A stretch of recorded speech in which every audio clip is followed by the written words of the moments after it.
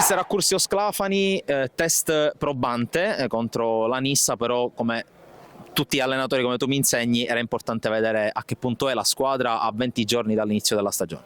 Sì, l'abbiamo voluta fortemente perché è giusto così, lavorare con chi magari ha qualcosa in più sotto l'aspetto tattico, tecnico, e provare a vedere se siamo sulla strada giusta. Sono molto contento perché venivamo da una settimana di doppi allenamenti, anche stamattina ci siamo allenati ed era un test importante. Abbiamo avuto risposte molto positive, ma soprattutto sotto l'aspetto dell'atteggiamento, della voglia, dell'attenzione, della disciplina tattica, perché alla fine poi quello potevamo fare oggi contro una squadra così importante, e quindi ne approfitto per ringraziare la Nissa per l'ospitalità, l'allenatore, il direttore, tutto l'ambiente Nissa.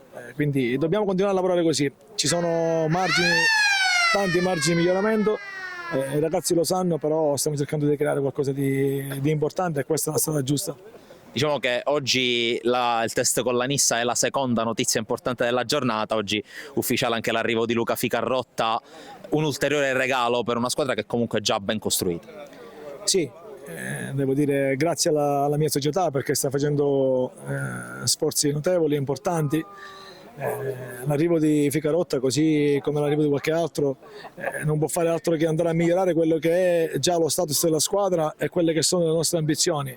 Conosciamo tutti il valore di Ficarotta perché tu mi hai chiesto di Ficarotta, siamo contenti e oggi l'abbiamo accolto veramente a braccia aperte. Lui è abbastanza motivato e voglioso di mettersi in gioco con noi e quindi lo aspettiamo, ma ripeto, quello che è importante è il gruppo e di questo devo ringraziare il capitano perché sta cercando di fare un lavoro importante con tutti i nuovi, ed è quello che fa la differenza, perché se tu hai gente di qualità ma non c'è coesione, non c'è condivisione di idee, non c'è l'amore di stare assieme, non vai da nessuna parte. Invece ho visto in questa settimana tanta voglia di stare assieme, tanto divertimento, sacrificio, perché è normale che così, se sacrificio si può chiamare perché facciamo un lavoro bellissimo, e quindi niente, la strada è quella giusta, speriamo di percorrerla il più a lungo possibile.